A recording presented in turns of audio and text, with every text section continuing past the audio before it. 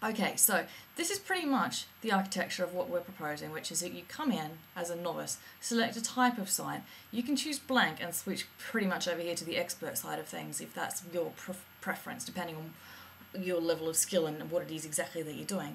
Choose the type of site, we give you a site template, which is probably going to be hopefully fairly close to something that you're going to want to use. You can then use a bunch of these things that come out of the box. Page templates, content elements, blocks, widgets. If you're a WordPress person, that would be how you might kind of identify those things. Form builders, and probably menus should go in there as well, I'm thinking. And essentially what you're doing in here is deleting stuff, reordering stuff, editing stuff, and pulling these library items in. We're in the structure section, so this is kind of pretty much the same as last time. We can choose from a range of different sites. We can also create a new site from scratch, which we're saying you should only do this if you've got some Drupal skills.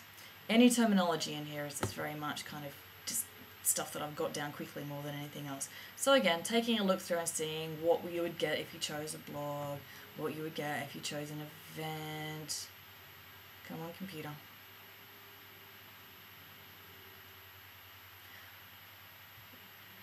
What you would get if you chose an event.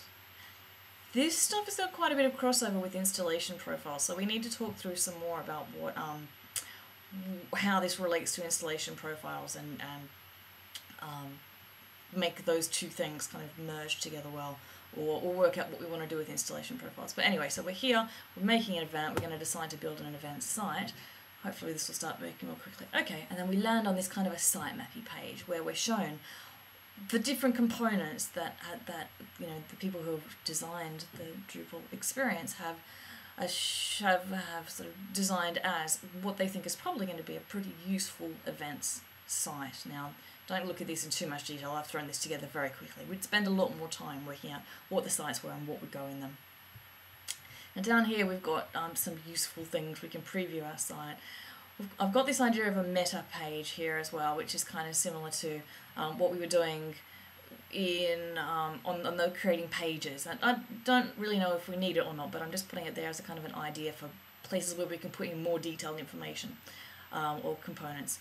Oh look, it's kicking off already.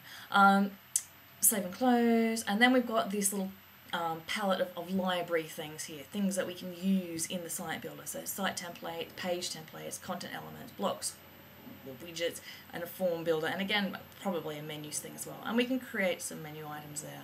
Let's just push through this quickly and have a look at some stuff so I can get this up for you to look at. This is pretty similar to what we saw yesterday. So you go in to create a template page. We try to walk you through an understanding of what a template page is, a content type, as opposed to an actual node or a piece of content itself. And then we can go in and look at this is where now in our page detail or a page view. It's going to remind you that you're in a template, and you've got these elements here. I've got a little legend here. Balsamiq, which is what I'm using for prototyping, doesn't have an incredibly extensive selection of icons, so I've just used what I can. So this idea is that it's a local element. You're only going to change it here on this page or on this content type. Or global, which is going to affect the entire site. Then you've got your ability to drag and drop and move things around and to delete things. I would really like to get rid of drag and, or to at least create an alternative to drag and drop. But we'll see how we go with that. And there's probably variations on this that we need to add in as well. But pressing on, deleting an image, for example. Just going to delete. Yes, please. That's deleted. Lovely. And then, so we wanted to add that back in again. That would be a content element, presumably.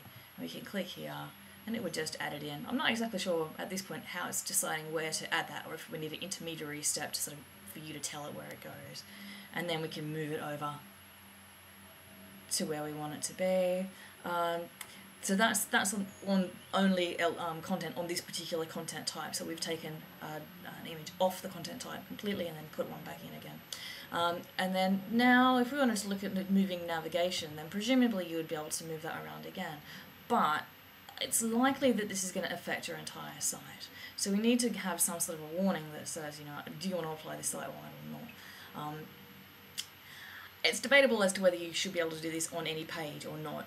At this point, I don't see why not, but I would happily be convinced that we need a special place to do this. Feel free to convince me. So here we have kind of newly laid out content type, and we like that as our speaker page, so speaker biography page. So let's save that and go back, and here we are. That tells us that it's been sort of looked at, we're happy with it, and we can go on from here. So from this level we can do things like deleting pages, and again it's going to ask me if I want to delete it and delete it for me, which is lovely. And then I can also add a page in as well. So say I wanted to add in a blog post, I'd choose it from my page templates down here, and then it would ask me a few simple questions, the only things that it really needs to be able to get a blog post up there, and these are probably not the right questions, but it's just to give you an idea. We've got a bunch of advanced settings that we can go into for people who want or need those, and then I can just go and create my blog. And I think what we want to do is sort of not just create a blog post, but create all of the stuff that we know is going to want to go around that. So the listing of blog posts, the actual blog post itself, and potentially sort of comments that go with it as well. So that is that. Let's go in and look at sort of playing with the blocks a little bit as well. We can go into the home page, and we could click here to go into it, but also